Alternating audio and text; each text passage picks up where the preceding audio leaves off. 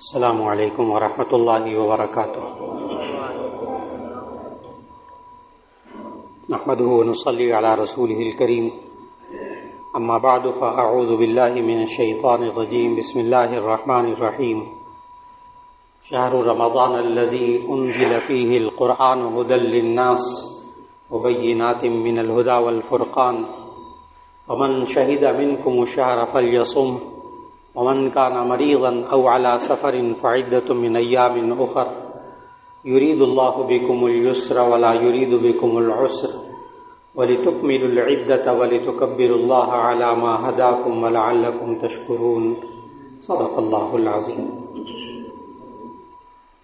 اللہ رب العزت نے ہم سب کو وہ دعا جو نبی صلی اللہ علیہ وسلم مانگا کرتے تھے کہ اللہم بارک لنا فی رجب و شعبان و بلغنا رمضان، کہ اے اللہ ہمیں رجب اور شعبان میں برکت عطا فرما، رمضان تک پہنچنے کی توفیق عطا فرما۔ تو اللہ رب العزت انشاءاللہ آئندہ جمعے کو 24 مارچ ہوگی، توقع ہے کہ اس دن پہلا روزہ ہوگا انشاءاللہ، اور پھر اس سے ایک دن پہلے تراویح بھی ہوگی۔ نبی کریم صلی اللہ علیہ وسلم رمضان سے پہلے صحابہ کرام رضوان اللہ علیہ مجمعین کو جمع فرماتے اور ان کی رمضان کے بارے میں ذہن سازی فرماتے تھے کہ رمضان کا مہینہ کیسا ہے، اس کی اہمیت کیا ہے، اس میں ہمیں کیا کرنا ہے۔ پورا لاہ عمل، پورا پروگرام نبی صلی اللہ علیہ وسلم صحابہ کو رمضان آنے سے پہلے سمجھاتے تھے کہ اس کی فضیلت کیا ہے، اس میں ہمیں کیا کرنا چاہیے، ہماری ذمہ داریاں کیا ہیں۔ اور ان میں سے ایک خطبہ حدیث کی کتابوں میں سے سنن بیہقی حدیث کی کتاب ہے، معتبر کتاب ہے، اس کے اندر وہ پورا خطبہ موجود ہے جو نبی صلی اللہ علیہ وسلم نے رمضان آنے سے پہلے دیا، اور سلمان فارسی رضی اللہ تعالیٰ عنہ سے وہ پورا خطبہ منقول ہے۔ آج کی نشست میں یہی عرض کرنا چاہتا ہوں کہ وہ خطبہ پورا کا پورا عربی میں بھی آپ کو سناؤں اور اردو میں اس کا ترجمہ بھی کرتا ہوں، کہ اس سے بڑا اور خطبہ کون سا ہوگا جو کہ خود نبی صلی اللہ علیہ وسلم نے رمضان آنے سے پہلے لوگوں کو سمجھایا۔ اس کا ایک ایک لفظ سمجھیے گا کہ کیا پیغام دیا نبی صلی اللہ علیہ وسلم نے، کس طرح ذہن سازی فرمائی۔ وہ خطبہ یوں شروع ہوتا ہے، سلمان فارسی رضی اللہ تعالیٰ عنہ سے روایت، قال خطبنا رسول اللہ صلی اللہ علیہ وسلم، کہ ہمیں رسول اکرم صلی اللہ علیہ وسلم نے یہ خطبہ دیا رمضان آنے سے پہلے، یا ایھا الناس قد اظلکم شہر عظیم، اے لوگو تم پر ایک بڑا عظمت والا، برکت والا مہینہ سایہ کرنے والا ہے۔ اگر آپ سائے کو سمجھنا چاہتے ہو تو ابھی چند دن پہلے خوب تیز گرمی تھی دوپہر کو، آج بادلوں کا سایہ ہے۔ جب انسان تپش محسوس کرتا ہے اس کو سائے کی ضرورت ہوتی ہے۔ جب انسان اپنی زندگی میں تپش محسوس کرتا ہے تو رمضان اس پر سایہ کرتا ہے رحمت کا، اس میں اس کو سکون ملتا ہے، اس میں اس کو برکت ملتی ہے۔ لوگوں تم پر رمضان کا مہینہ سایہ کرنے والا، قد اظلکم شہر عظیم مبارک۔ پھر فرمایا کہ شہر الصبر و شہر المواسات، کہ یہ مہینہ صبر کا مہینہ ہے اور دکھ درد میں کام آنے کا مہینہ ہے۔ شہر الصبر، صبر کا مہینہ ہے۔ صبر عربی میں کہتے ہیں کہ انسان کو کوئی تکلیف پہنچے، دکھ پہنچے، بھوک اور پیاس لگے اور یہ انسان اس کو برداشت کرے اور اپنی زبان سے کوئی خلاف شرع بات، اللہ اور اس کے رسول صلی اللہ علیہ وسلم کی مرضی کے خلاف بات نہ نکالے منہ سے، اس کو صبر کہتے ہیں۔ تو فرمایا وہ شہر الصبر، یہ صبر کا مہینہ ہے جس میں انسان بھوک اور پیاس برداشت کرتا ہے اور زبان سے اف نہیں کہتا۔ اور پھر فرمایا نبی صلی اللہ علیہ وسلم شہر المواسات، یہ ایک دکھ درد میں کام آنے کا مہینہ ہے۔ انسان 11 مہینے کھاتا پیتا رہتا ہے نا، جب تک اس کو پیٹ اس کا بھرا ہوتا ہے، انسان کی نفسیات ہے، جب تک پیٹ بھرا ہوتا ہے اس وقت تک اس کو دوسرے کا دکھ درد محسوس نہیں ہوتا، اور جب خود بھوکا اور پیاسا رہتا ہے تو اس کو دکھ درد محسوس ہوتا ہے. یہ پورا مہینہ غمخواری کا، دکھ درد میں کام آنے کا مہینہ. پھر نبی صلی اللہ علیہ وسلم نے فرمایا شہر اولہ رحمت واوسطہ مغفرۃ وآخرہ عتق من النار. یہ وہ مہینہ ہے جس کا پہلا حصہ رحمت کا ہے، جس کا پہلا عشرہ رحمت کا ہے، دوسرا عشرہ، دوسرا حصہ اس کا مغفرت کا ہے، آخرہ عتق من النار، اور جو اس کا آخری حصہ ہے وہ جہنم کی آگ سے آزادی کا ہے. بعض حضرات سوال بھی کرتے ہیں یہ کہ رمضان تو پورا ہی رحمت کا مہینہ ہوتا ہے، یا آپ 3 حصوں میں اس کو تقسیم کیوں کرتے ہیں الگ الگ؟ تو اس کا جواب اچھی طرح یاد رکھ لیجیے گا، ہم تقسیم نہیں کرتے، یہ اللہ کے رسول صلی اللہ علیہ وسلم نے خود تقسیم کیا. اب اس میں کیا حکمت ان کی کہ پہلا حصہ رحمت کا ہے تو خوب رحمت اللہ سے مانگے انسان، اور پھر دوسرا عشرہ مغفرت کا ہے تو اس میں اپنے گناہوں کی مغفرت مانگی. جب اللہ کی رحمت مانگی، اللہ نے رحمت کرتے ہوئے اس کے سارے گناہوں کو معاف کر دیا، تو تیسرا عشرہ واقعی جہنم سے آگ سے آزادی کا ہے کہ اس کے سارے گناہ معاف ہو چکے ہو.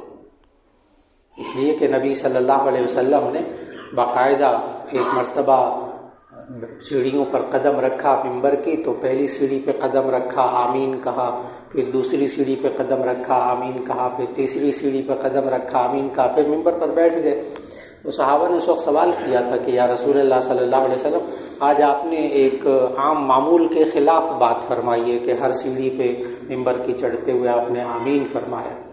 تو اس پر نبی صلی اللہ علیہ وسلم نے جواب دیا تھا کہ آج جب میں ممبر پر چڑھنے لگا خطبے کے لیے تو پہلی سیڑھی پہ قدم رکھا تو جبرائیل علیہ السلام آئے اور انہوں نے کہا کہ ویل کا لفظ ہے حدیث میں، ویل کا معنی افسوس بھی ہے، ہلاکت بھی ہے، بربادی بھی ہے. کہ ویل ہے یعنی ہلاکت ہے، افسوس ہے اس شخص پر کہ جو نبی کریم صلی اللہ علیہ وسلم کا نام اس کے سامنے آئے اور ان پر درود نہ بھیجے صلی اللہ علیہ وسلم. اس لیے جمعے کی تقاریر میں بھی اس بات کا اہتمام رکھیے گا کہ جب پہلی مرتبہ نام لوں تو صلی اللہ علیہ وسلم کہہ لیجیے. ہمیں اساتذہ کرام نے ایک عجیب و غریب عادت ڈالی. ایک انہوں نے کہا شروع میں، آج سے سمجھیں 50 سال پہلے کی پرانی بات ہے، جب وہ پڑھاتے تھے تو عادت ڈالی باقاعدہ ہمارے شیوخ حدیث نے کہ جب آپ حدیث پڑھا کریں، حدیث کا ترجمہ لکھا کریں یا کوئی بات لکھا کریں، اس میں جب نبی صلی اللہ علیہ وسلم کا نام مبارک آئے تو صلی اللہ علیہ وسلم پورا لکھا کریں، سواد نہ لکھا کریں. ہمیں عادت ڈالی، جائز ہے سواد لکھنا بھی، لیکن انہوں نے عادت ڈالی کہ صلی اللہ علیہ وسلم پورا کہا لکھا جائے.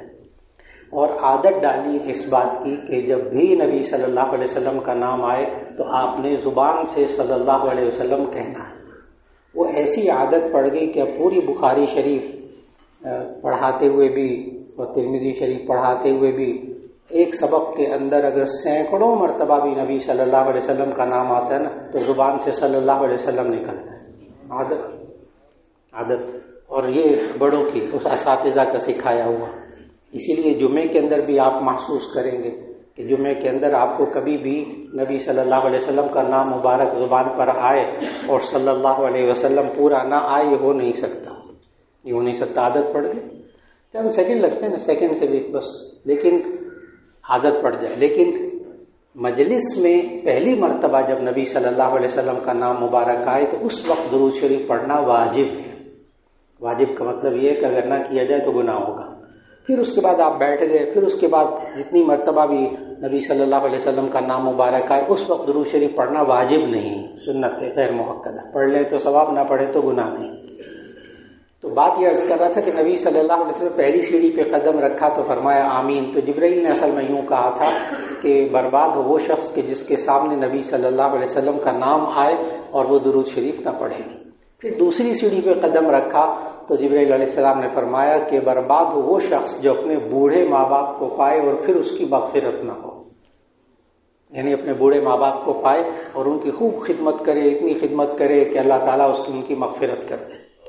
تو بوڑھے ماں باپ ان کی قدر انسان کرے. اور پھر تیسری سیڑھی پر قدم رکھا تو فرمایا برباد ہو وہ شخص جو رمضان کا آخری عشرہ پائے اور پھر اپنی مغفرت نہ کروا سکے.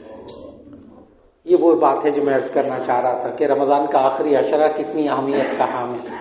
کہ یہ انسان اس یقین کے ساتھ اللہ سے مغفرت مانگے کہ واقعی آخری عشرہ جہنم کی آگ سے آزادی کا عشرہ. تو نبی صلی اللہ علیہ وسلم کو وہ خطبہ سنا رہا تھا کہ شہر اولہ رحمت و اوسطہ مغفرت و آخرہ عتق من النار. پھر اس بارے میں نبی صلی اللہ علیہ وسلم نے ایک جملہ فرمایا، شہر فیہ یزاد رزق المؤمن. یہ اس خطبے میں ایک جملہ فرمایا. اس جملے کو ذرا غور سے سمجھیے گا. شہر یزاد فیہ رزق المؤمن، یہ ایسا مہینہ ہے جس میں مومن کے رزق میں اضافہ کر دیا جاتا ہے، جس سے مومن کے رزق میں اضافہ کر دیا جاتا ہے. انسان کتنی وسعت رکھتا ہو، کیسا ماحول ہو، لیکن رمضان میں اس کو خود محسوس ہوتا ہے کہ اللہ رزق میں اضافہ کر دیتا ہے. اب بتائیے کہ اللہ رزق میں اضافہ کر رہا ہو اور کچھ لوگ معاشرے کے وہ رزق کو دبا کے بیٹھ جائیں اور ذخیرہ اندوزی کریں اور مہنگائی کریں اور خون چوسیں عوام کا. وہ آئل بھی گیا اور جناب وہ پھل بھی گئے زیر زمین، کھجوریں تک زیر زمین چلی گئی ہیں اس میں. اور جب وہ قلت پیدا ہوگی، چینی بھی، بیسن بھی، دالیں بھی، وہ اس وقت زیر زمین سٹور ہو گئی ہیں ذخیرہ. بس جب قلت پیدا ہو جائے گی، مصنوعی قلت ہوگی، اس وقت باہر نکالی جائیں گی، لوگوں سے منہ مانگے دام لیے جائیں گے.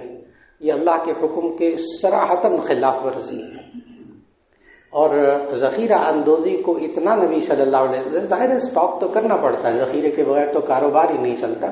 ذخیرہ تو کرنا پڑتا ہے. سارا سال دالیں نہیں اگتی، سارا سال چاول نہیں اگتے، سارا سال چینی نہیں اگتی، گنا نہیں اگتا. تو یہ تو درست ہے، ذخیرہ کرنا پڑتا ہے، لیکن ذخیرے کے بغیر کاروبار ہو ہی نہیں سکتا. ذخیرہ اندوزی جس کو عربی میں احتکار کہتے ہیں، احتکار، الف ہا تا کاف را، یہ لفظ اس لیے سمجھانا چاہتا ہوں کہ نبی صلی اللہ علیہ وسلم کی مستند حدیث صحاح ستہ میں مشکات میں موجود المحتکر ملعون، یہ جو ذخیرہ اندوزی کرنے والا ہوتا ہے اس پر لعنت ہوتی ہے، اس کے مال میں برکت نہیں ہوتی. اس لیے حضرات کو سوچنا ہوگا، جو حضرات باہر کے ممالک میں جاتے ہیں، بہت سفر کرتے ہیں، انہیں معلوم الحمدللہ کہ وہاں جب تہوار آتے ہیں، عیسائیوں کے تہوار آتے ہیں، تو وہ ساری چیزیں سستی کر دیتے، ساری چیزیں سستی کرتے. کرسمس کا تہوار، فلاں تہوار، فلاں تہوار، وہ اس میں چیزیں سستی کر دیتے ہیں. یہاں تک کہ باہر کے جو لوگ ہوتے ہیں وہ کہتے ہیں جب کرسمس کے دن آنے والے ہوتے ہیں تو ہم گھر کے پردے، صوفے، کراکری سب چیزیں چینج کرتے ہیں کیونکہ وہ سستی ہو جاتی، کھانے پینے کی چیزیں سستی ہو جاتی. اور یہاں جب عبادات کا وقت آتا ہے تو مسلمان ان چیزوں کو روک کر بیٹھ جاتا ہے. حیرت کی بات بتاؤں، جو حضرات تاجر ہیں وہ فوراً بات سمجھ جائیں گے، وہ سستا بیچ کر بھی زیادہ کماتے ہیں. جو تاجر حضرات ہیں فوراً جملہ سمجھ گئے. وہ لوگ غیر مسلم، عیسائی، یہودی، وہ سستا کر کے بھی زیادہ کماتے ہیں ان مسلمانوں سے جو ذخیرہ اندوزی کر کے کماتے ہیں، ان سے زیادہ کماتے ہیں. لیکن ان کی ٹیکنک ہے، ان کا طریقہ تجارت کو سمجھتے ہیں کیا ہے.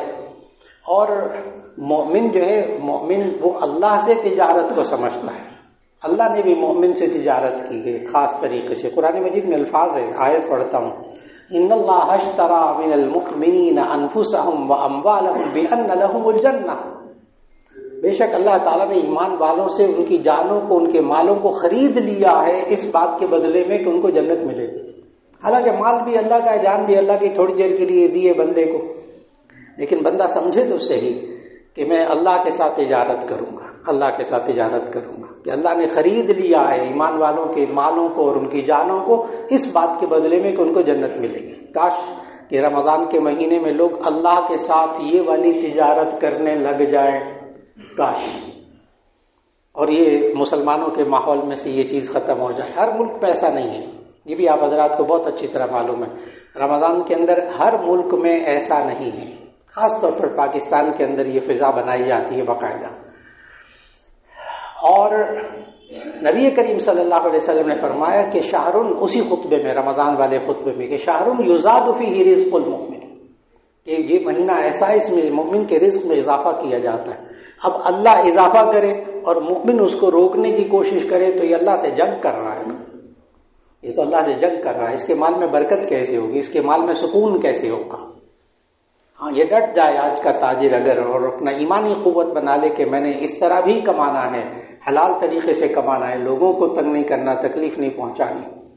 پھر اس کے بعد نبی صلی اللہ علیہ وسلم نے فرمایا فیہ لیلۃ خیر من الف شہر، اس مہینے میں ایک رات ہے جو 1000 مہینوں سے بہتر ہے، مراد شب قدر۔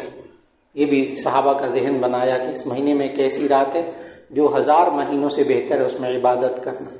اگر 1000 مہینوں کے آپ سال بنائیں نا تو وہ سال بنیں گے 83 سال 4 مہینے، 83 ایئرس 4 منتھ، 83 سال 4 مہینے بنیں گے، اس سے زیادہ بہتر عبادت کرنا۔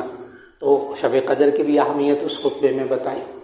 پھر نبی صلی اللہ علیہ وسلم نے اس خطبے میں یہ ارشاد فرمایا کہ جو کوئی بندہ رمضان کے مہینے میں روزہ افطار کرواتا ہے، من فطر صائما فیہ کان لہ مثل اجرہ من غیر ان ینتقص من اجرہ شیء، جو بندہ رمضان کے اندر افطار کرواتا ہے اس کو اس روزے دار کے برابر ثواب ملتا ہے، اس کے اپنے ثواب میں کمی کیے بغیر۔ ایک صاحب سے جاننے والے، وہ بڑے اچھے قابل ماشاءاللہ، تو وہ کہتے تھے میں وہ نہ کسی کے گھر جا کے افطاری نہیں کرتا، اپنے گھر میں ہی کرتا ہوں۔ میں بھی دل میں سوچنے لگا بڑی اچھی بات ہے، گھر کے اندر افطاری کرتے ہیں، لیکن انہوں نے ان کے انداز کہنے کا کچھ عجیب سا تھا، تو میں نے ان سے پوچھ لیا کہ آپ کیوں نہیں افطار کرتے کسی کے گھر جا کے؟ کہنے لگے عجیب بات ہے، بھوکا پیاسا میں رہوں سارا دن اور وہ افطاری کروا کے ثواب سارا وہ لے جائے، اس لیے میں افطاری نہیں کرتا۔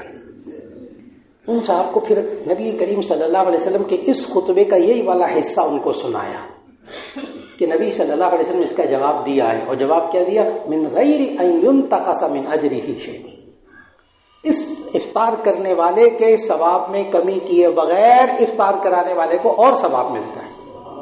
اب وہ صاحب کہنے لگے نہیں میں اب افطاری کیا کروں گا، واللہ آپ نے تو بڑی گرہ کھول دی میری، اب تو افطار کر کے ثواب کمایا کروں گا۔ نبی کریم صلی اللہ علیہ وسلم نے باقاعدہ صحابہ کا ذہن بنایا۔ اور پھر ہمارے معاشرے کے اندر بھی لوگ سحری کا انتظام کرتے ہیں، افطاری کا انتظام کرتے ہیں، ماشاءاللہ رجحان ہے بہت اچھا خاصا۔ اس میں بھی لوگوں کی 2 رائے اب ہونے لگی ہیں، اس کا بھی جواب عرض کرتا چلوں۔ لوگوں کی رائے یہ ہونے لگی ہے کہ جی سحری لگا دیتے ہیں، کھانا کھلاتے ہیں، افطار میں پھر دسترخوان بچ جاتے ہیں، پھر کھانا کھلاتے ہیں، یہ لوگوں کو بیکاری بناتے ہیں۔ ایک رائے ہے معاشرے میں، لوگوں کو بیکاری بناتے ہیں، اس کے بجائے کہ لوگوں کو راشن دے دیں، راشن ڈال دیں پورے رمضان میں تاکہ وہ سحری بھی کر لے، افطاری پورا گھرانہ کر لے، کیونکہ سحری کے جو دسترخوان، افطاری کے جو دسترخوان ہوتے ہیں اس میں عورتیں نہیں آ سکتی، بچے نہیں آ سکتے، گھر کے افراد نہیں آ سکتے، ان کو بھی یہ ثواب مل جائے گا۔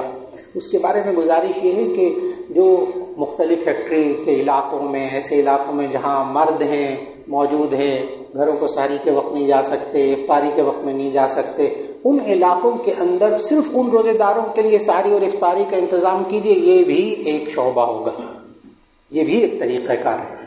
اور پھر اسی طرح اگر محسوس کیا جائے عزیز و اقارب میں، جاننے والوں میں، تو باقاعدہ جو راشن ہوتا ہے سحری اور افطاری میں جو کھانے کی چیزیں ہوتی ہیں وہ مہینے بھر کی پہنچا دی جائے، یہ تاکہ گھر والے، بچے، دوسرے افراد اس میں شریک ہو جائیں۔ سبحان اللہ، بہت اچھا۔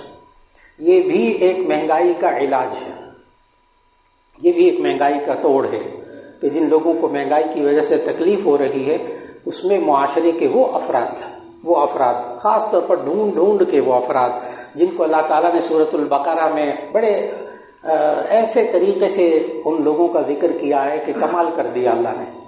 اور وہ آیت میں پڑھتا ہوں کہ اللہ تعالیٰ نے کہا کہ ایسے لوگوں کو ڈھونڈ کر پہنچاؤ کہ یحسبهم الجاہل اغنیاء من التعفف تعرفهم بسیماہم لا یسألون الناس الحافا۔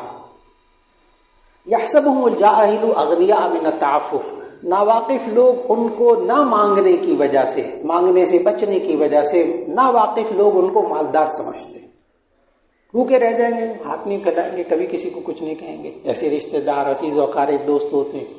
اللہ کہہ رہا ہے یحسبهم الجاہل اغنیاء من التعفف، ناواقف لوگ ان کو نہ مانگنے کی وجہ سے مالدار سمجھتے ہیں۔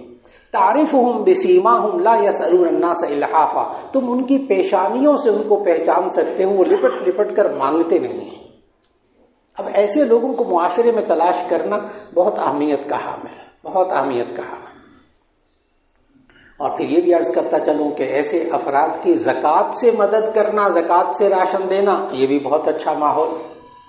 زکوٰۃ سے راشن کی مدد کرنا بالکل درست، اس کے لیے مستحق ہونے کو دیکھ لیا جائے کہ مستحق کون ہوتا ہے۔ وہ بھی نبی کریم صلی اللہ علیہ وسلم نے سمجھایا کہ جس کے پاس 200 درہم ہو وہ صاحب نصاب ہوتا ہے. یہ جامع ترمذی کی حدیث، جس بندے کے پاس 200 درہم ہو تو وہ بندہ صاحب نصاب ہوتا ہے.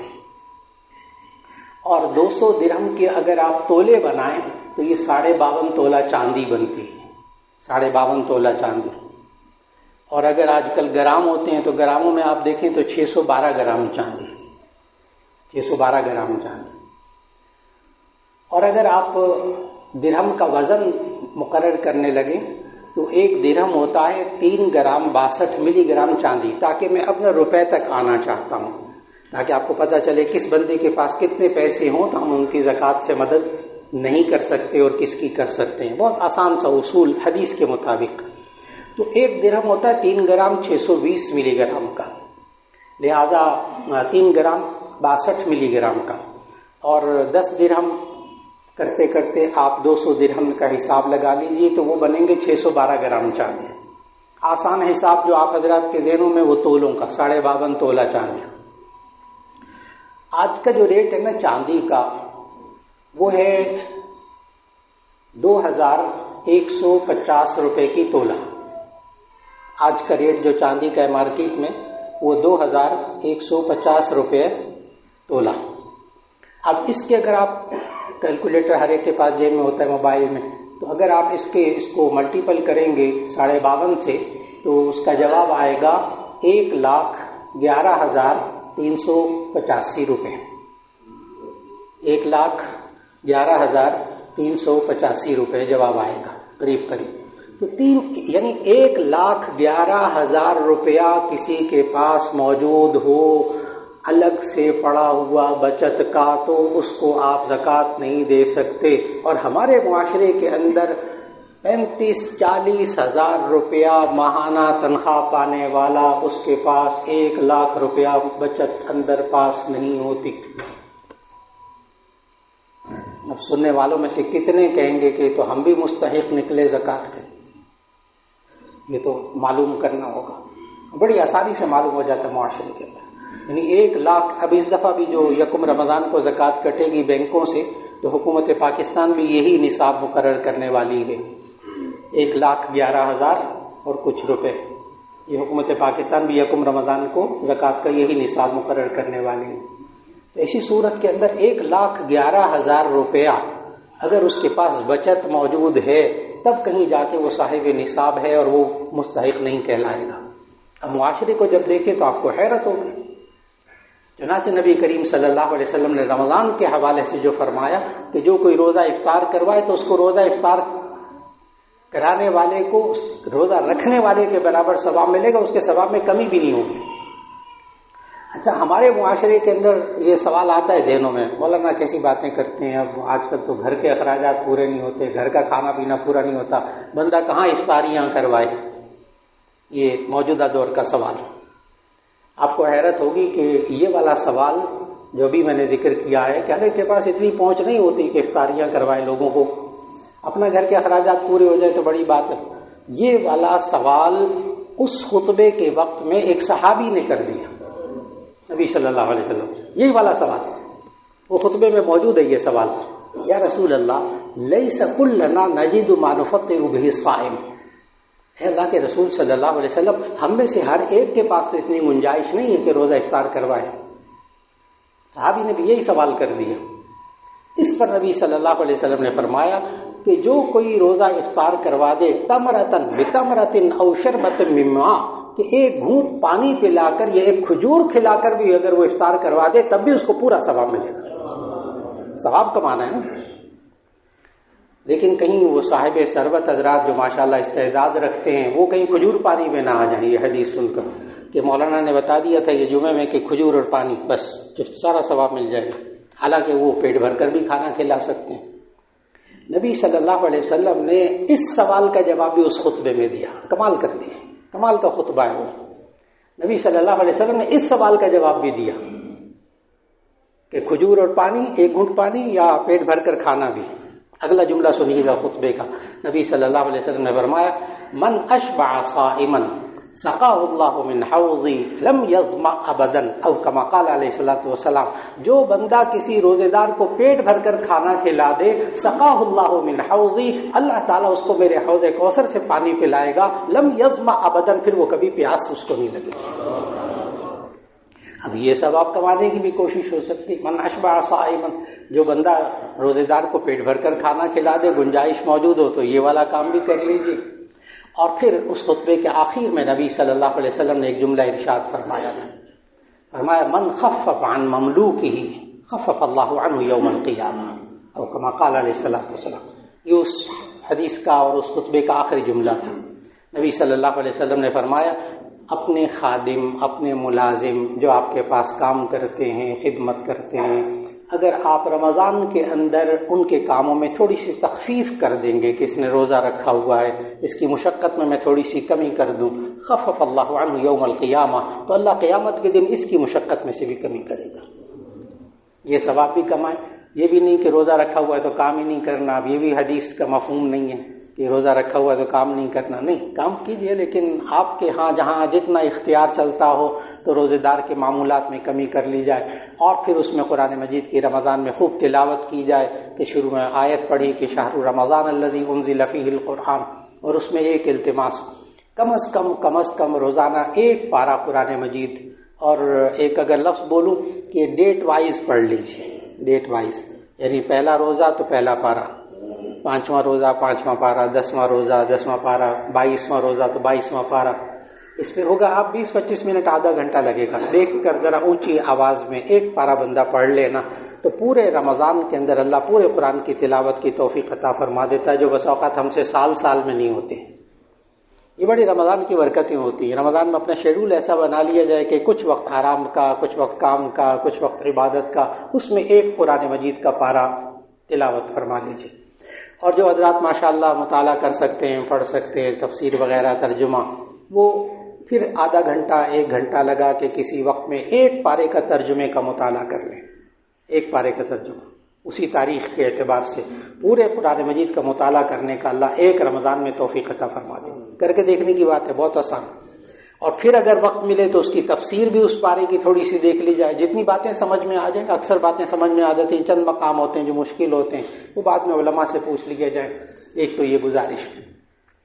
پھر اسی طرح جہاں درس ہوتا ہو وہاں کوشش کریں کہ قرآن مجید کا درس ہو رہا ہے، دین کی بات ہو رہی ہے، وہ سنیں بیٹھ کر۔ اس وقت رمضان میں ایک ماحول بنا ہوتا ہے، بڑا دل پر اثر ہوتا ہے ان باتوں کا۔ یہاں پہ بھی الحمدللہ اللہ تعالیٰ جامعہ کی، اس جامع مسجد کی انتظامیہ کو جزائے خیر عطا فرمائے، سال سے کئی سال سے الحمدللہ 22 سال سے 23 سال سے یہاں ہر رمضان میں فجر کے بعد چند منٹ، بس 15-16 منٹ کا درس ہوتا ہے، اور اس میں اللہ توفیق دیتا ہے کہ ہر رمضان میں صرف فجر کی نماز کے بعد ایک سورت کا درس پورے رمضان میں مکمل ہوتا ہے۔ اور وہ چلتے چلتے گزشتہ سال سورہ نور کا درس تھا، پورے رمضان میں اللہ نے مکمل کرنے کی توفیق دی۔ اس سال انشاءاللہ سورہ فرقان، سورہ نور کے فوراً بعد سورہ فرقان آ رہی ہے، اس سال سورہ فرقان کا پورا درس ہوگا انشاءاللہ پورے رمضان میں، بس روزانہ 15-16 منٹ، بس اتنا فجر کے بعد۔ اور انتظامیہ کے ہدایت مجھے دی کہ یہ اعلان بھی کر دیا جائے کہ انشاءاللہ یہاں جو فجر کی نماز ہے اس کا آسان سا وقت ہے، بس کہ جب روزہ بند ہو، اذان ہو جائے، سحری کا وقت ختم ہو جائے، اس کے ٹھیک 20 منٹ بعد جماعت کھڑی ہو جاتی ہے، تقریباً یہ والا وقت ہوتا ہے۔ یہ بڑی آسان بات، اس سے یہ ہوتا ہے کہ انسان سحری کھاتے ساتھ فوراً، عام دنوں میں ذرا تاخیر سے ہوتی فجر کی نماز، لیکن ان دنوں میں ذرا جلدی ہو جاتی ہے تاکہ سحری کھا کے انسان مسجد میں آئے، نماز پڑھے، درس سنے، بعد میں آرام جو بھی کرنا ہو، جو صورت و ترتیب بنا لے۔ تو اللہ تعالی ہمیں مسجد میں قرآن مجید کا درس سننے کی بھی توفیق عطا فرمائے، تراویح پڑھنے کی بھی توفیق عطا فرمائے، روزہ رکھنے کی توفیق عطا فرمائے، اور اللہ ان برکتوں اور رحمتوں کو سمیٹنے کی توفیق عطا فرما دے۔ وآخر دعوانا ان الحمد للہ رب العالمین۔